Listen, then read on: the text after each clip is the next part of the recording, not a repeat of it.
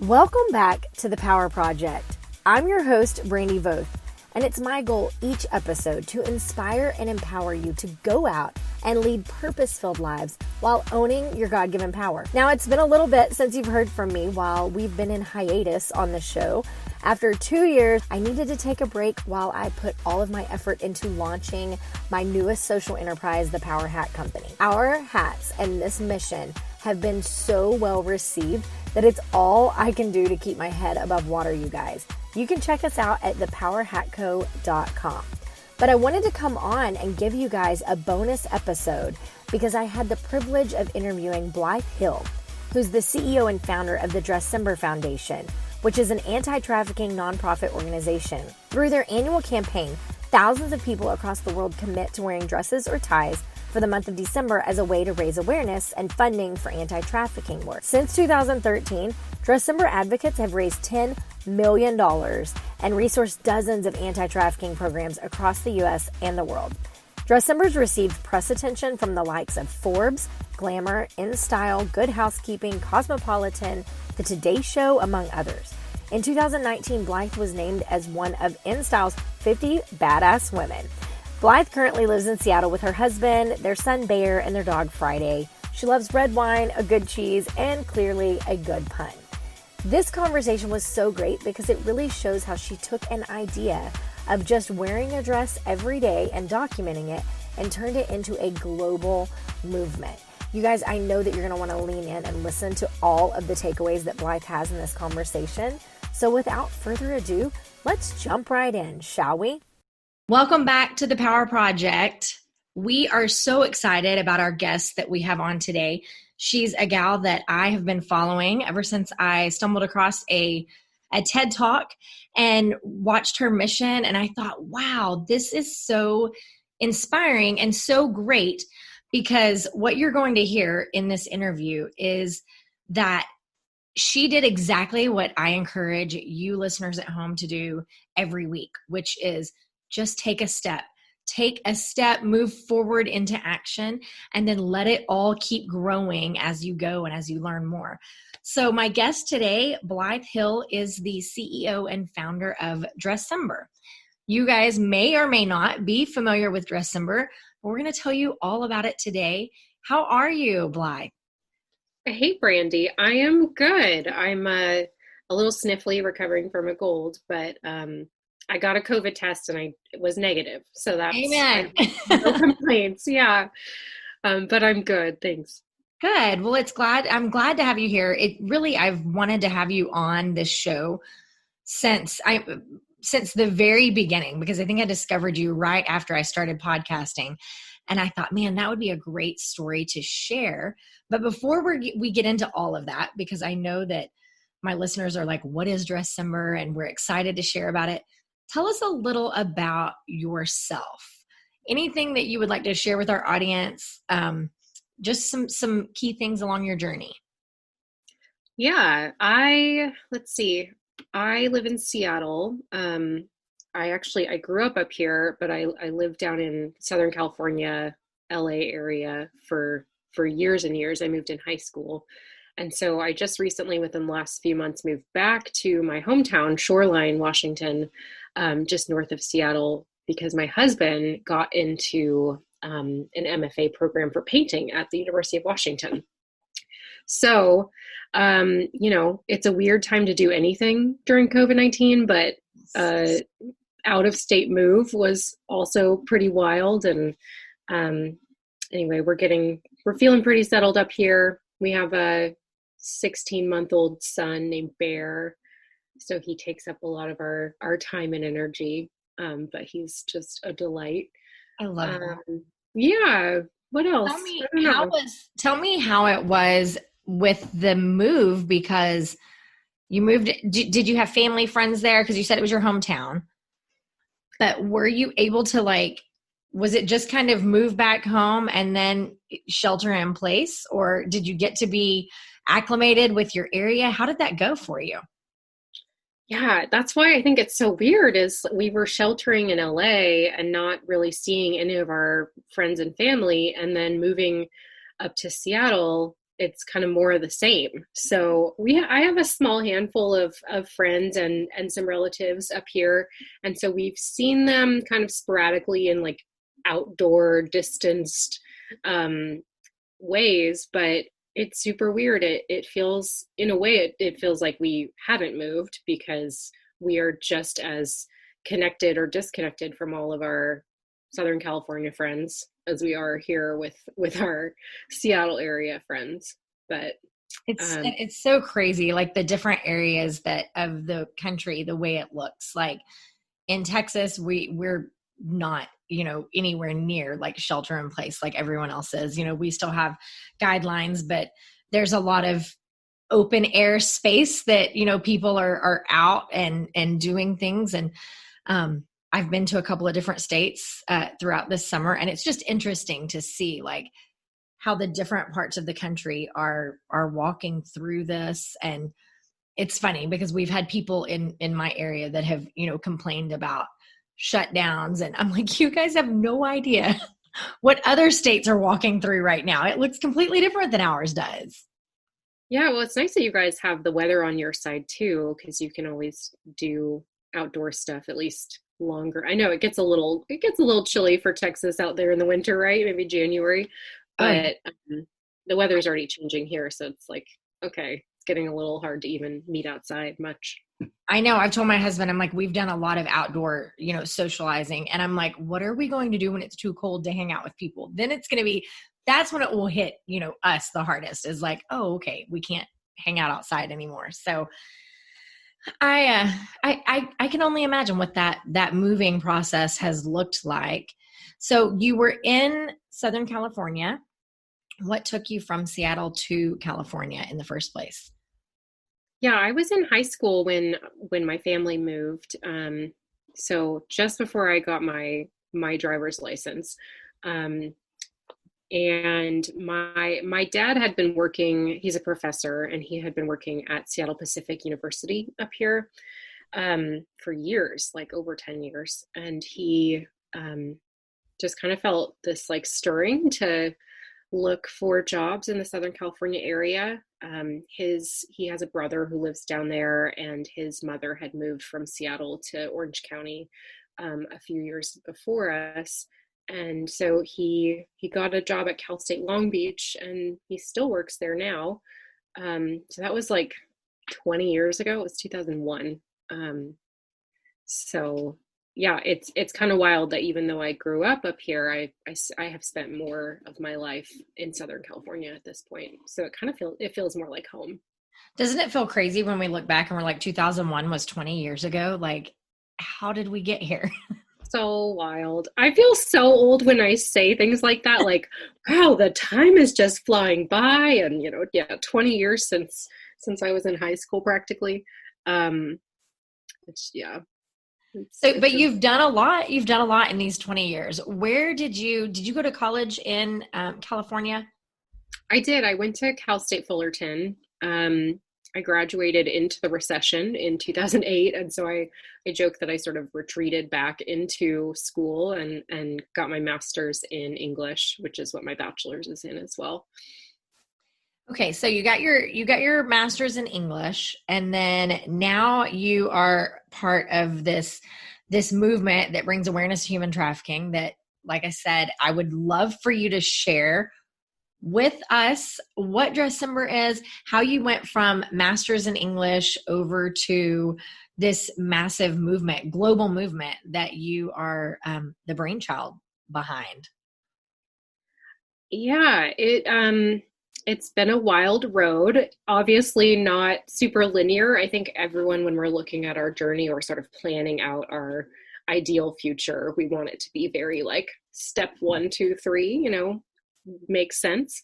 But for me, I've always had like too many interests where I was like, oh, I don't know what I want to study in school. And I felt all this pressure to sort of choose my life path, at 18. Which is wild, by the way. Insane. It's insane that we put that pressure on, really on ourselves. Cause I think when you talk to anyone most people work in a field that's not actually that related to what they studied in school. But when you're in it, you're like, oh no, I want this to count towards what I'm going to do as my career naturally. But yeah, I changed my major like 5 times and finally landed on English because I was like, you know what? I like to read and write, and this is broad enough that I can do a lot of things with this.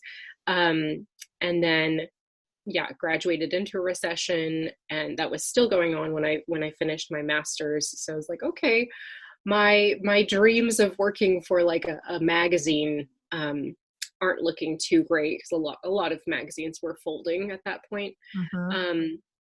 But yeah, on a very like unrelated, but at the same time like integrated piece of my life, I learned about human trafficking as an undergrad. So around 2005, I was like 20, and I literally just like accidentally found an article about sex trafficking in India and was horrified, just stopped in my tracks. Like, what is happening? Why aren't more people talking about this? And felt this sense of personal urgency to do something about it that I had never felt about any other issue. And it's interesting that happened at the same time as all of my like choosing, like switching majors and choosing my career path, because I had such this like urgent passion about the issue that I thought, okay, I need to like totally reroute my life path in this direction. And so it seemed like the clear pathways, the like linear pathways to do that were, okay, I can become a social worker and move to India or Cambodia or Thailand, because at this point it was like this issue is happening over there, on the other side of the world in developing countries. Or I can go into criminal justice and kind of go the legal route, and this is definitely not in my wheelhouse, but there's also like law enforcement or like the medical route. It just felt like there were some very clear pathways, and those felt like the only pathways to engage in this issue, other than having a job someday that gave, make a lot of money and make significant donations.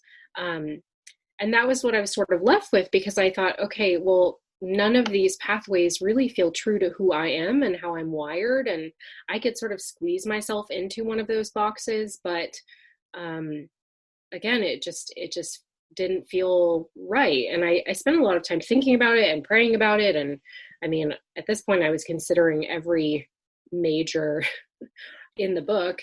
But it just never sat with me to go one of those routes. And so for years, I felt this tension of like, I feel so passionate about this issue, but at the same time, I feel so powerless to do anything about it because I am not wired in any of these ways that this issue requires. And so that was tough. That was like really frustrating to feel that way for years. And then when I was in grad school, this is like totally separate, but when I started Dressember, it was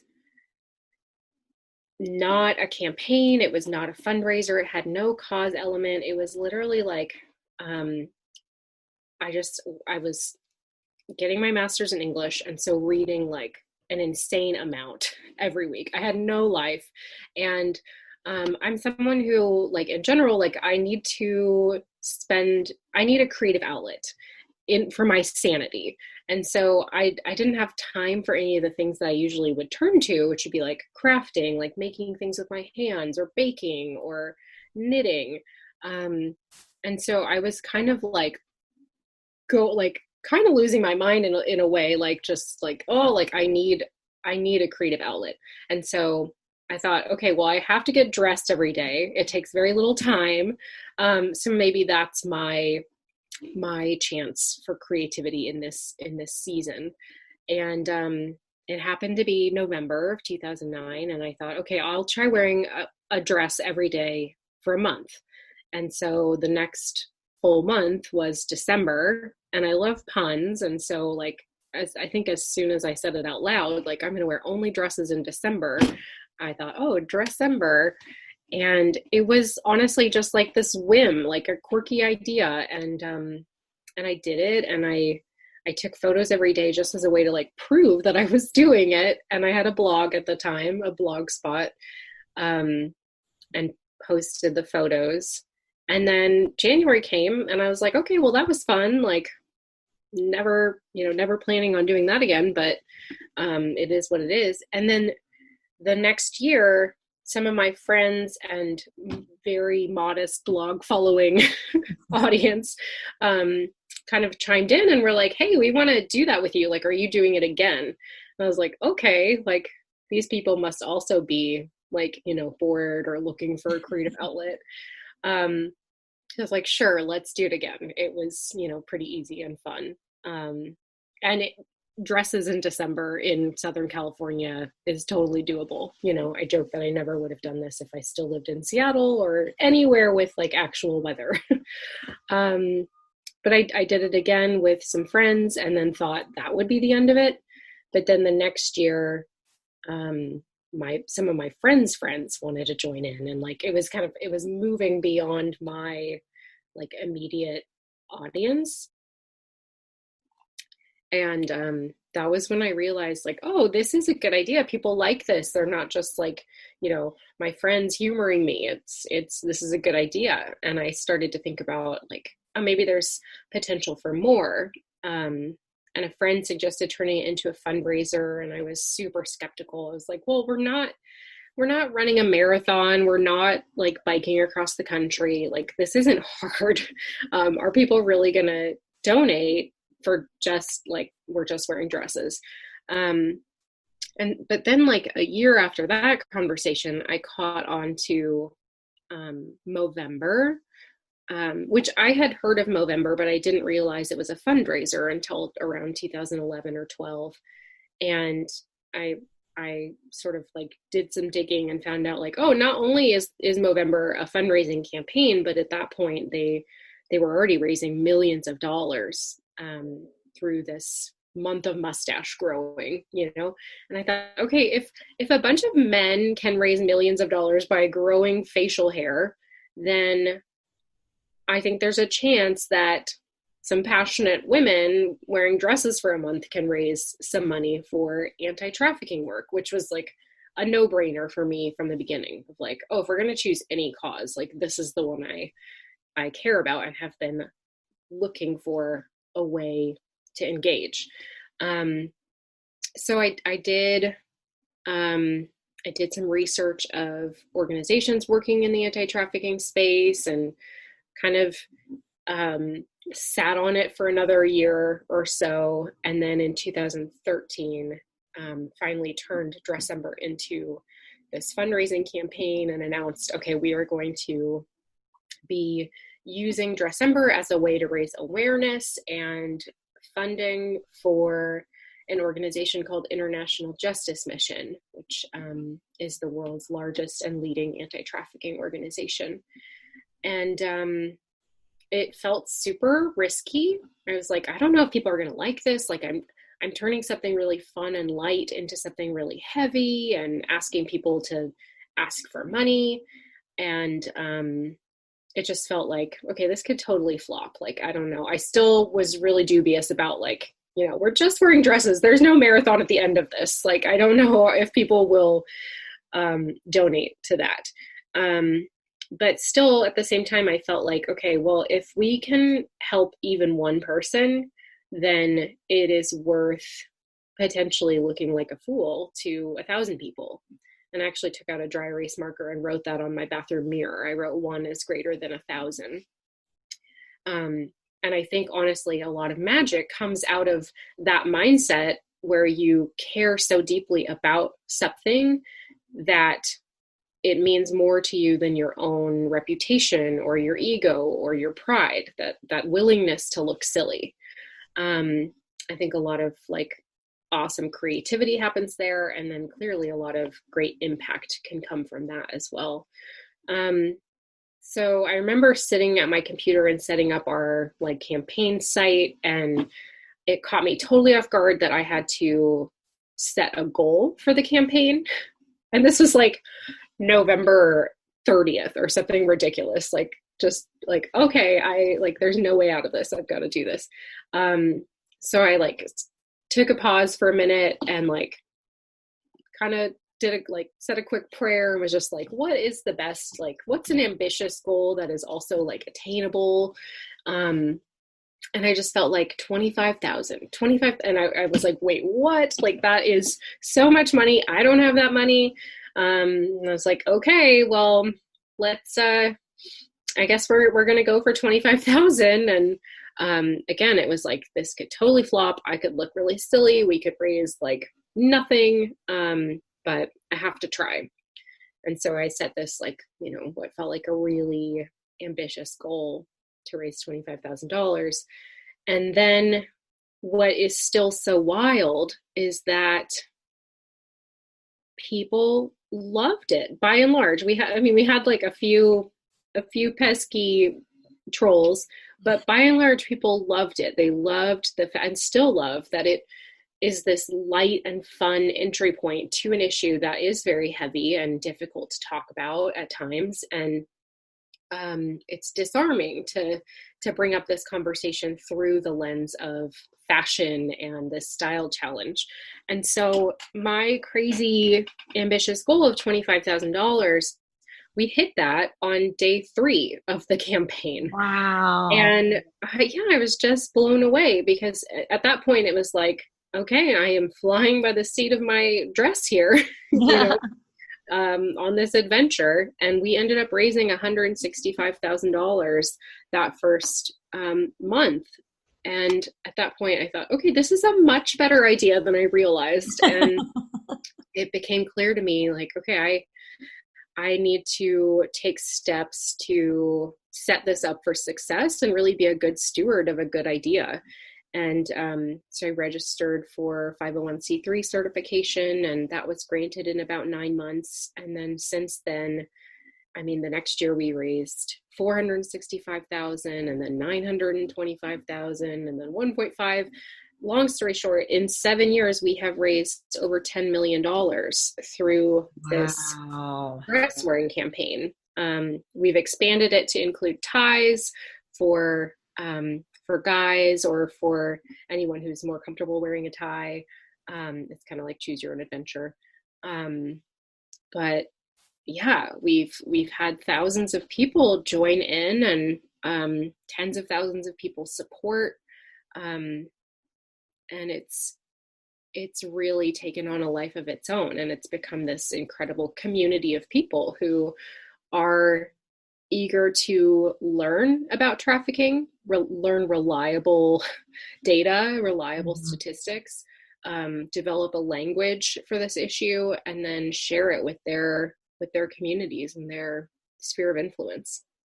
It's been such a gift to be part of it, let alone lead this movement.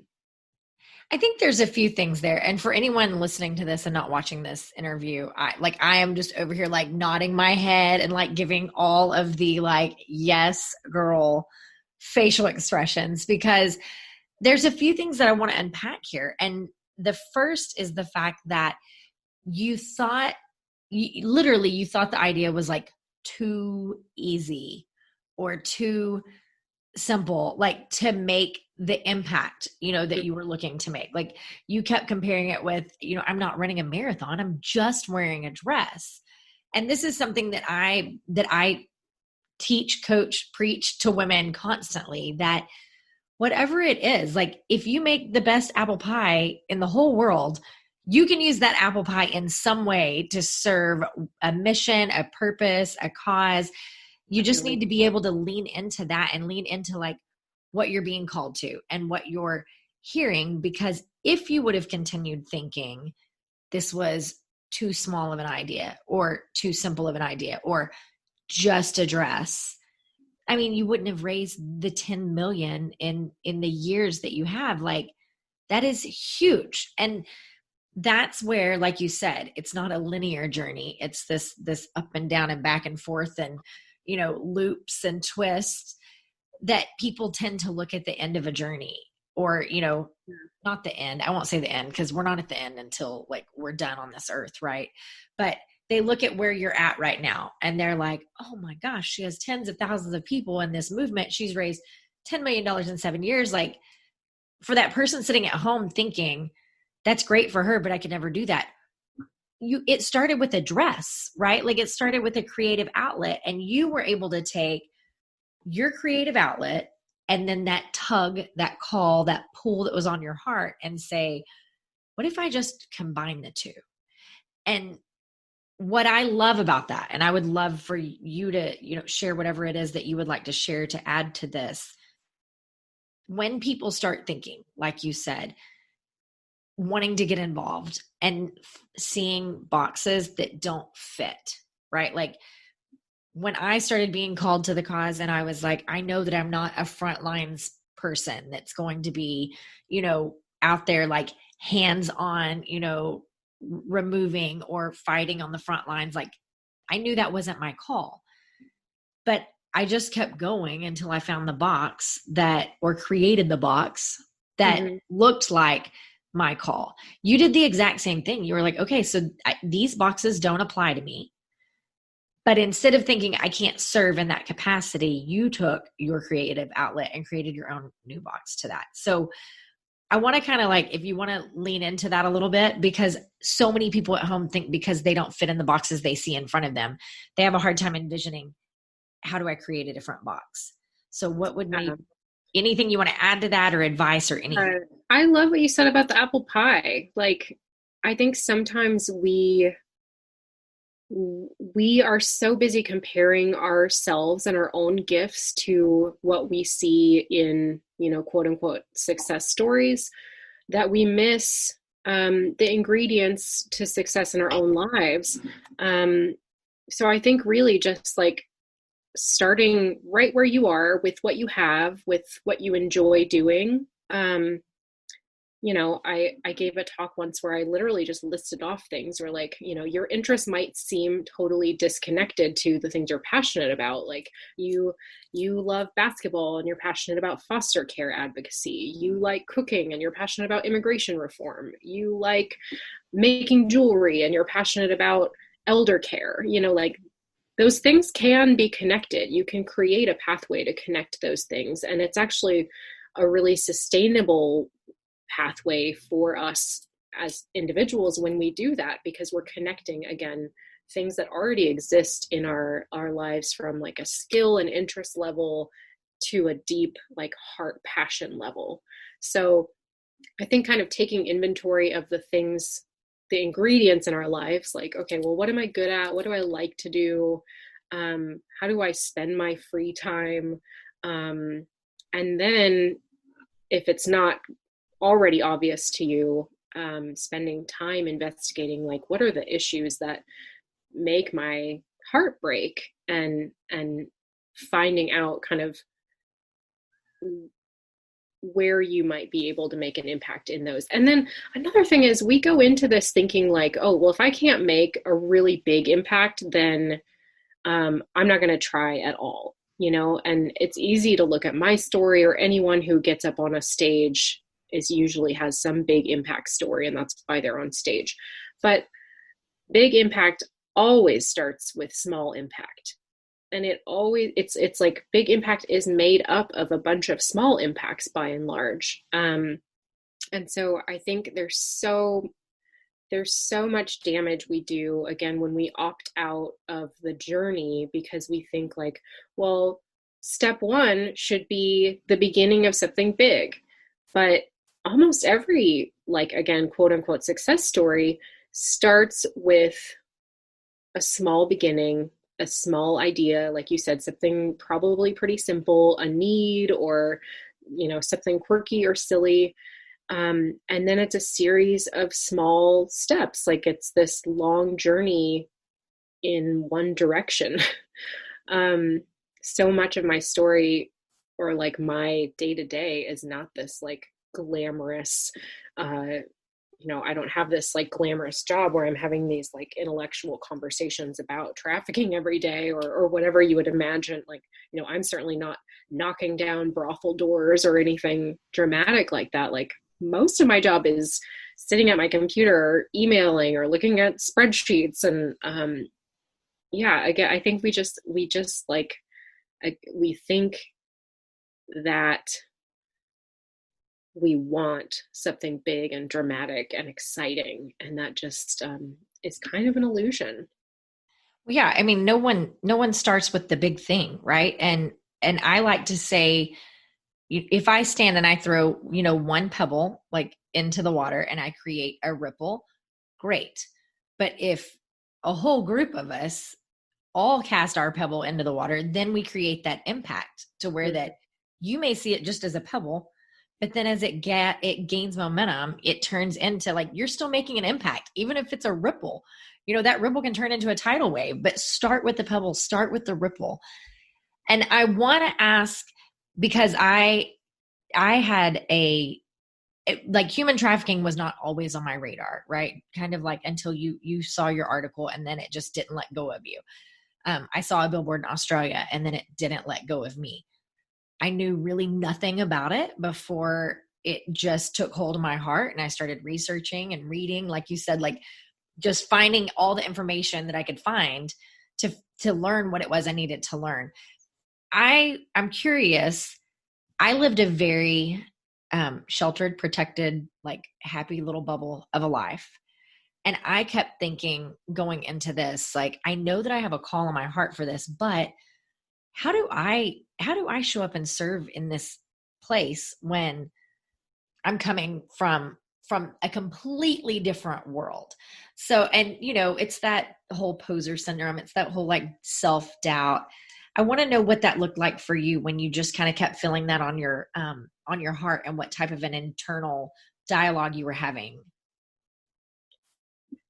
Yeah, I think, early on, it was a steep learning curve for sure, because I had no background in nonprofit management. I literally ordered like 4 of those nonprofit for dummy books, like nonprofit fundraising for dummies, board management for dummies. Like, I had no shame. It was like, I just need to learn as much as I can, and I'm still learning. Like, there's a lot to learn, and I think that is the responsibility of anyone leading anything. It's like, continue to learn and be curious.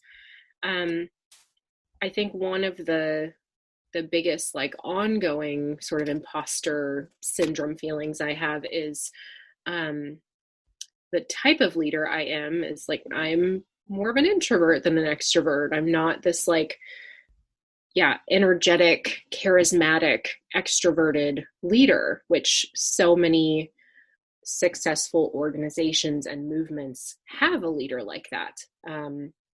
And like, I think of Charity Water. They have Scott Harrison, who I know personally and am really inspired by. Like, his former life. I can listen to him. Like, I can listen to his story over and over and over again. And each time I'm like, yep, I'm still completely in awe.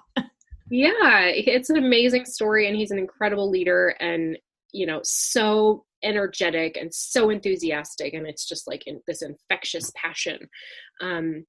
And there's a reason for that. I mean, well, when you look at like who he is as a person and his past life in like club promotion, and the type of person you need to be a successful club promoter, which he was, like, I could never be a club promoter. And so of course I'm not going to be the type of nonprofit leader who brings that sort of energy to my organization.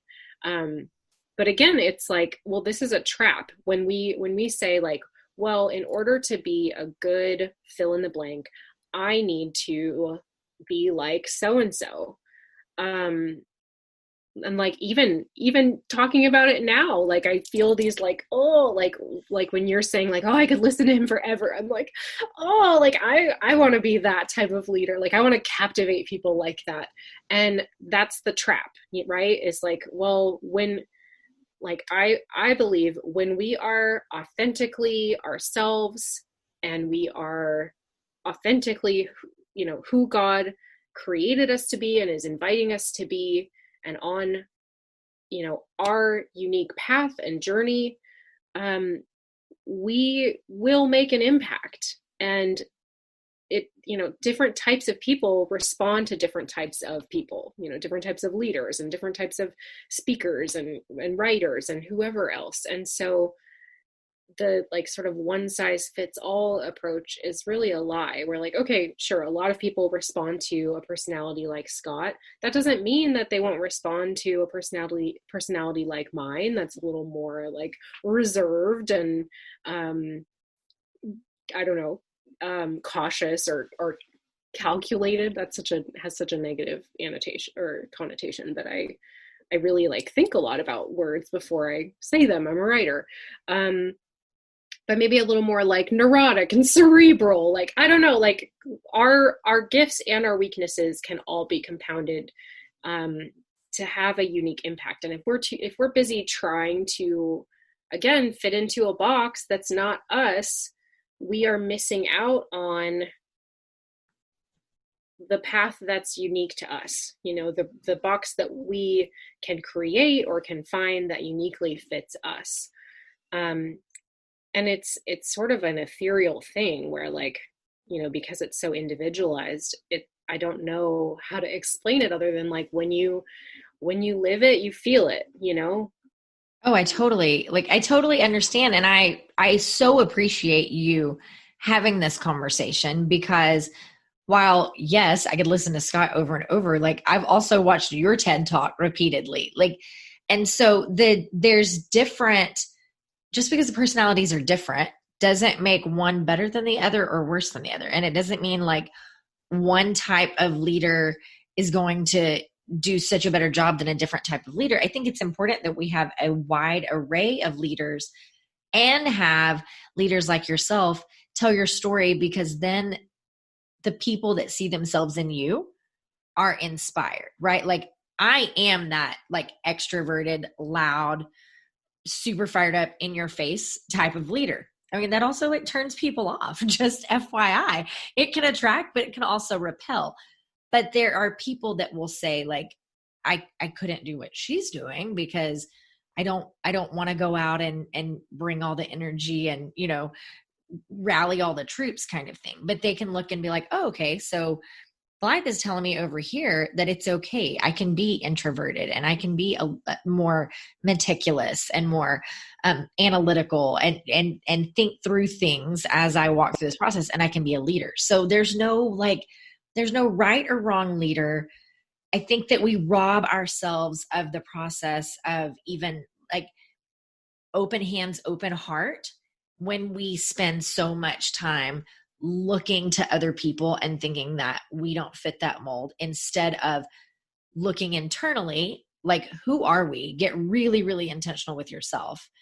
Who are we? And who does God say I am? And how do I show up and serve in the capacity that I have without trying to be someone else, right?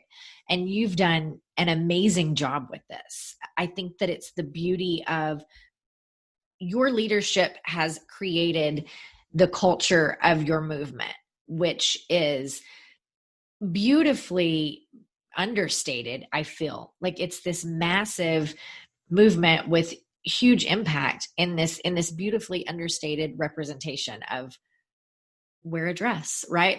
Change the world, wear a dress, which is pretty incredible. Tell us how someone that says, okay, maybe I don't know how to start a nonprofit and I'm going to have to go read Nonprofit for Dummies, right? But someone at home says, well, I've got dresses. I can wear a dress, or I can wear a tie, or however this works. What does that look like for someone to get involved with your movement?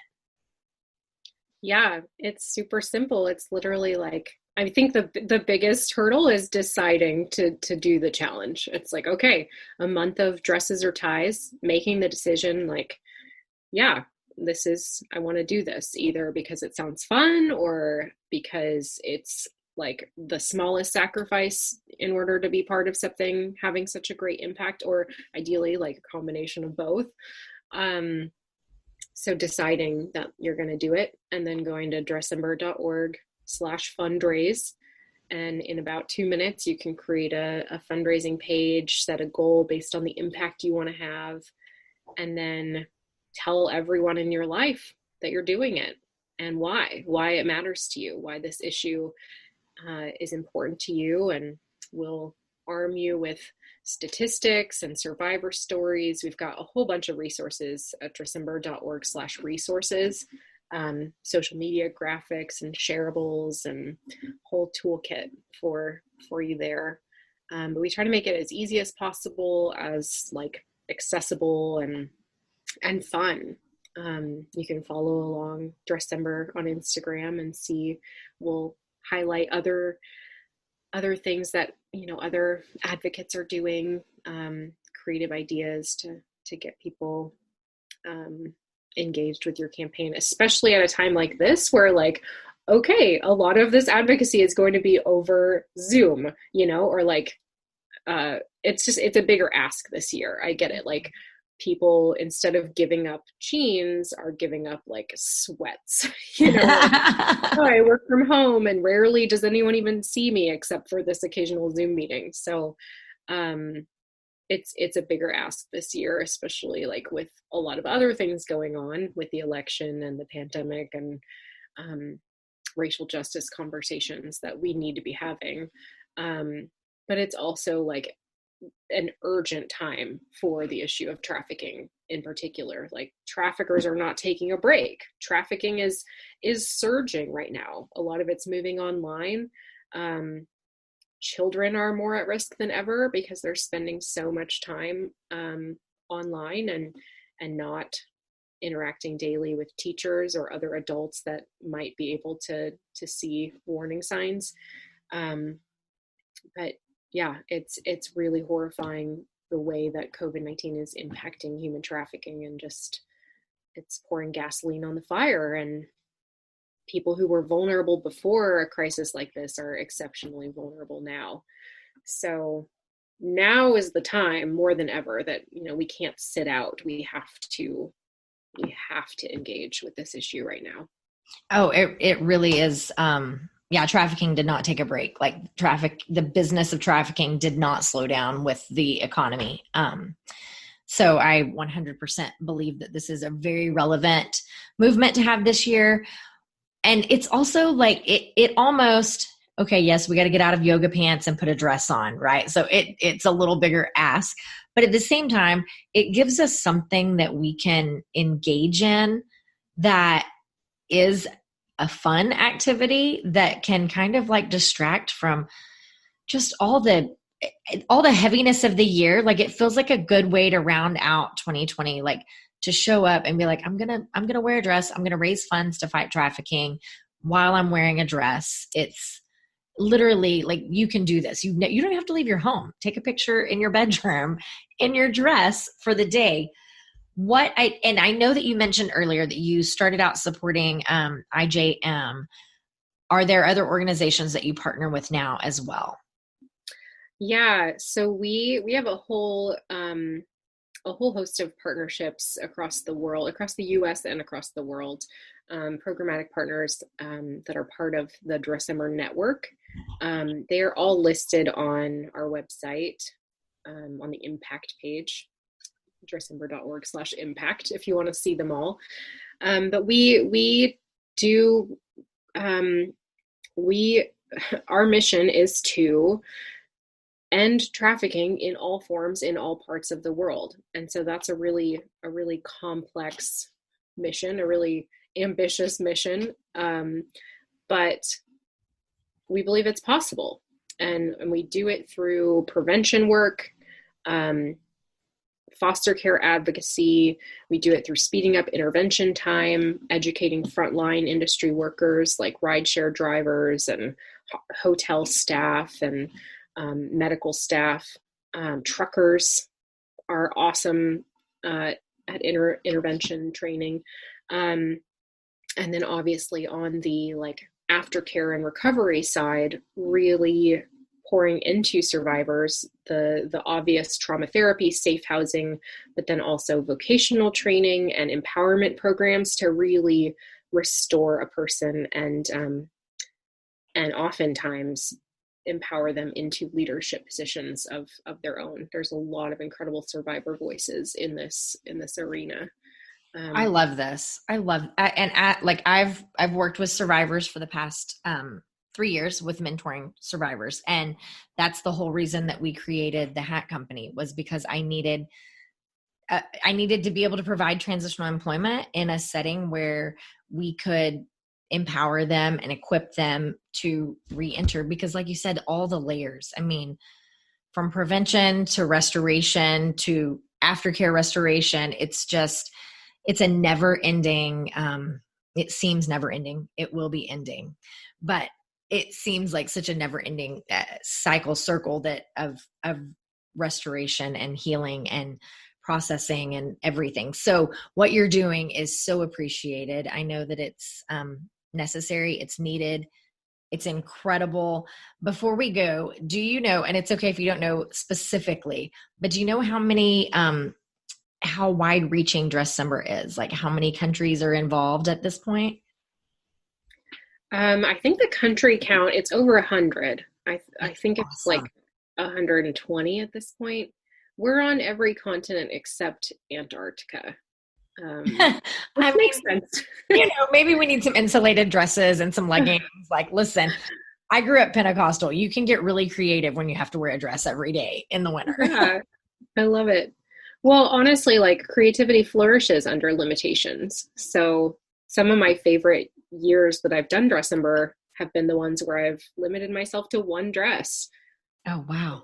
Starting as a way to prove you don't need to go buy a bunch of dresses, but turning into like, oh, this is actually like a fun creative challenge of like styling it differently and seeing how long it takes people to notice that I'm wearing the same dress for a month. I love it. Well, the last 2 years I've considered signing up and doing it. And then it's like December 1st happens and I completely forget about it. And then December 2nd and then December 3rd. This is the year I'm putting it on my agenda to join the Dressember campaign. Yay. And I hope that all my listeners, I mean, you guys can come do this with me. Like you can wear a dress and a hat at the same time. It's pretty fun. Totally. Well, you know what you could do, Brandy? You could make a team and invite your listeners to join your team, because it's honestly more fun to do it as a group, to do it, work towards a common goal as a team. And then there's the accountability and the camaraderie, and kind of complain about it getting old around day 18 or so. And then stick with it. I love it. I love it. So what is the one thing I always ask, and this can be anything, but what is the one thing that you would like to leave our listeners with? Like it can literally be go buy this smoothie because I love it, or it can be like go change the world. Whatever you want to leave them with, the microphone is yours. What do I want to leave y'all with? I mean, of course, just a personal invitation to be part of Dressember. It honestly is the easiest and most fun way to engage with a truly horrifying and heavy reality that exists in the world for so many people. But I guess the second thing I'll say is just to repeat that idea of starting where you are with what you have in your hands, and not discounting the impact you can make from those things that feel small, from your influence that feels small. Sometimes the biggest impact we can have is it is on the people that we interact with on a regular basis. So rather than going out and trying to change the world, start by trying to change one person's world and make it a little better for them. You guys, I didn't realize how much I missed chatting with podcast guests and bringing those conversations to you. This was such a good conversation. I love what Blythe had to share with our community about just really taking action, and also how she, as more of an introverted leader, has to learn to step into her own identity and owning her gifts and leading in the way that God created her to lead. I hope that you guys enjoyed it as much as I did. As always, if you did, we would love for you to write a review, give us a rating on iTunes. We'll take 5 stars if you're feeling generous, and go tell all of your friends about us. We look forward to bringing you more episodes in the future. And until we're back in full recording, you can just look for some bonus episodes. Until then, go out and lead your best purpose-filled lives.